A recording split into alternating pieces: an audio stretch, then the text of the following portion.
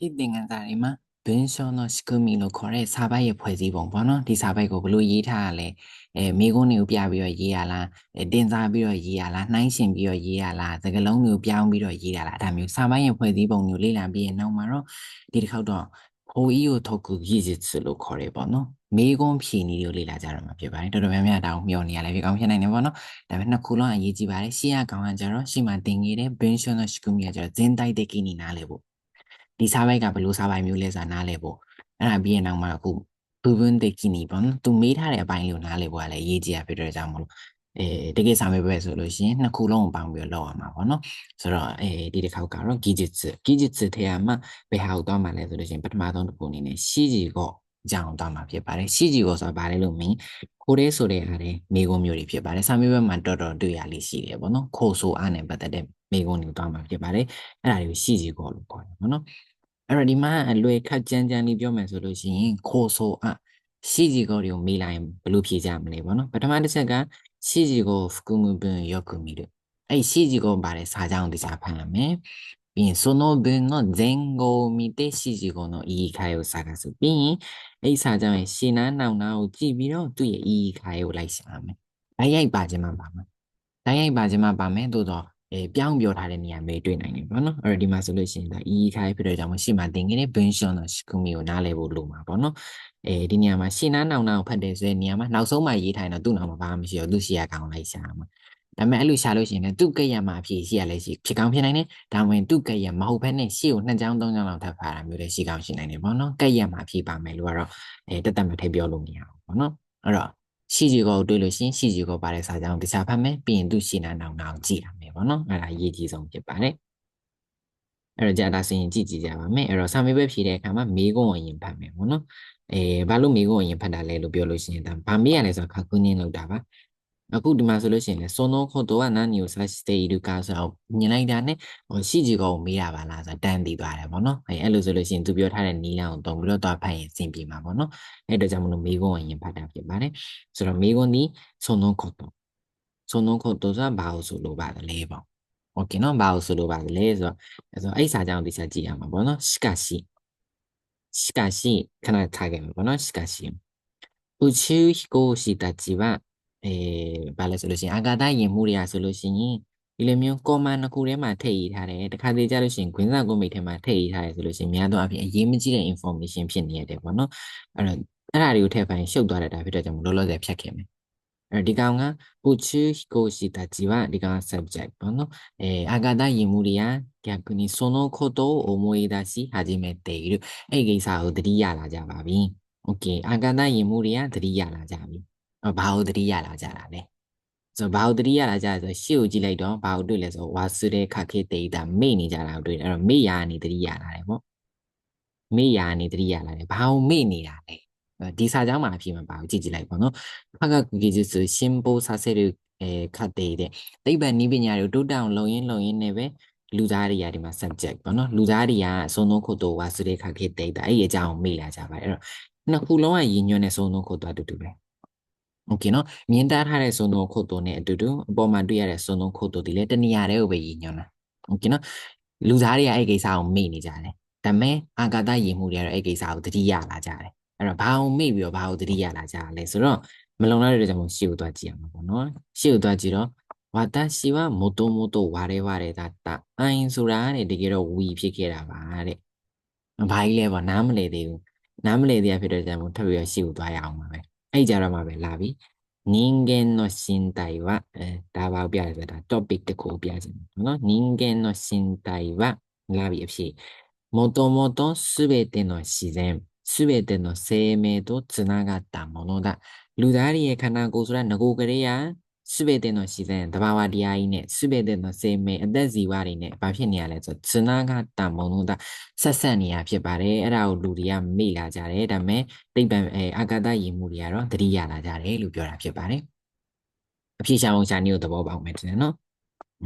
โอเคအဲ့တော့နည်းနည်းရှုပ်သွားမယ်ဆိုပေမဲ့လည်းပဲနည်းနည်းပြန်ပြင်မယ်ပေါ့နော်အာကာသယာဉ်မှုတွေကအဲ့ကိစ္စကိုသတိရလာကြတယ်ဒါဆိုလို့ရှိရင်လူတွေကတော့အဲ့ကိစ္စကိုမေ့နေကြတယ်ဘာအောင်သတိရပြီးတော့ဘာအောင်မေ့နေကြရလဲလို့ပြောလို့ရှိရင် လူခန္ဓာကိုယ်ဆိုစုပဲတင်တော့ရှိတယ်စုပဲတင်တော့စေမယ်တော့ဇနာကတမနောတာဆိုတဲ့ဒီကောင်ကအဖြစ်ပဲပေါ့နော်အဲကြောင့်မလို့ရှေ့ကိုကြည့်ပါနောက်ကိုကြည့်ပါဆိုတဲ့နေရာမှာရှေ့စာကြောင်ကဲ့ရနောက်စာကြောင်ကဲ့ရကိုပဲကြည့်ရတာမဟုတ်ဘူးသူညှိုးနေတဲ့နေရာထိရအောင်သွားရမှာပေါ့နော်ညှိုးနေတဲ့နေရာထိရအောင်သွားဖို့ဘာလို့လဲဆိုတော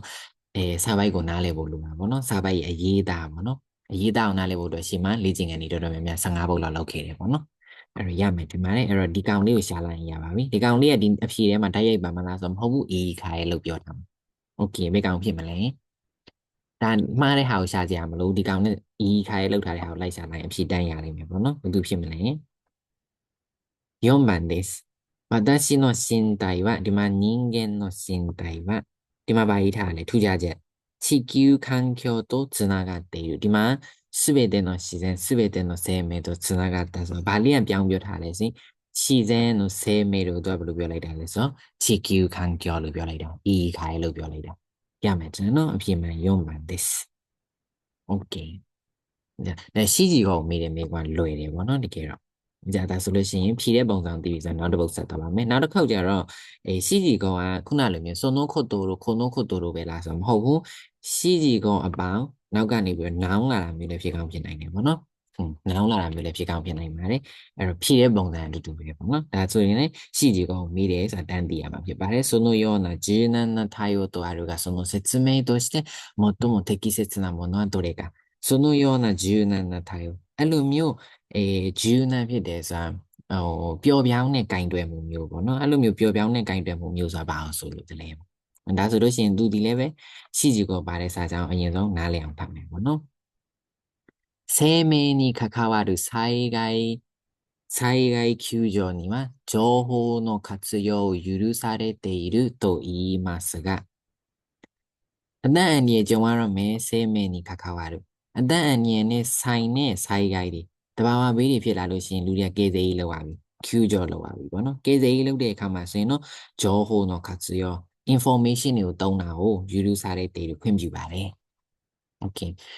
คတဘာဝဘေးကနေကြုံရပြီဥမာလူတွေပါပြောင်းနေတာမျိုးပေါ့နော်အဲ့လိုမျိုးဆိုလို့ရှိရင်လူတွေရဲ့ information တွေကိုတုံးတာကိုခွင့်ပြုတယ်ဆိုပေမဲ့အဲ့ဒီလိုမျိုးကင်တွယ်ပုံကတော့အမရီထိုးထားတဲ့တေဤနိုင်တိတ်ပြီးတော့လေဆောင်ရွက်နေတာမျိုးတွေမရှိသေးဘူးပေါ့မရှိသေးတာကဒီစကြောတရားတော့ဖြစ်မှန်ပဲဖြစ်ပါတယ်โอเคလူဒီတဘာဝဘေးရနေကြုံလာပြီအသက်အန္တရာယ်နဲ့ဆိုင်ပြီဆိုလို့ရှိရင်တော့ information တွေကိုအသုံးပြုတာကိုခွင့်ပြုတယ်ဆိုပေမဲ့အဲ့လိုမျိုးကင်တွယ်ပုံမျိုးကတော့တိတ်ပြီးတော့လုံမနေသေးပါဘူးဆိုတော့ဒါလွယ်ပါတယ်ဆိုနုယောနာဂျူနာနာထိုင်ဆိုတော့ဘယ်လိုမျိုးကင်တွယ်ပုံမျိုးလဲဆိုတော့တဘာဝဘေးရနေအသက်အန္တရာယ်နဲ့ကြုံရပြီဆိုလို့ရှိရင်ဂျောဟိုတွေကို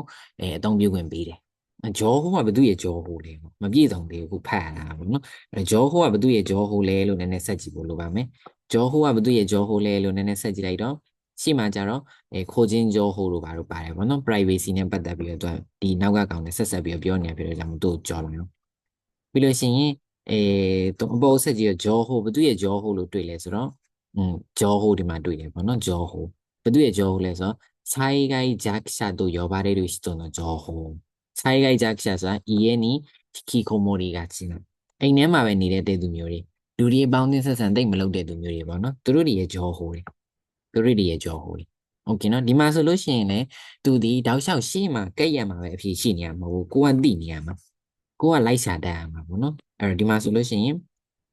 ဟိုဘာလဲဆိုလို့ရှိရင်ပျော်ပြောင်းတဲ့ကင်တွယ်မှုဆိုတာဘယ်လိုကင်တွယ်မှုမျိုးလဲဆိုတော့အသက်အန္တရာယ်ကြုံလာပြီဆိုလို့ရှိရင် information တွေကိုအသုံးပြုခွင့်ပေးတာမျိုးဘသူရဲ့ information တွေလဲလို့မေးလာလို့ရှိရင်ဘသူရဲ့ information လဲလို့လိုက်ရှာတော့ရှေ့တိုးသွားရင်လည်းဘသူရဲ့ information ကိုတွေ့လဲဆိုတော့ EA に引きこもりがちな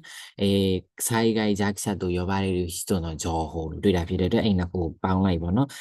တဘာဝဘေးအသက်အန္တရာယ်နဲ့ဆိုင်တဲ့တဘာဝဘေးအနေနဲ့ကြုံလာပြီသူတို့ကယ်ဆယ်ပေးရမယ်ဆိုလို့ရှိရင်အိမ်ထဲမှာပဲနေတတ်တယ်ပေါ့နော်အပြင်းနဲ့တိတ်ပြီးတော့ဆက်ဆံမရှိတဲ့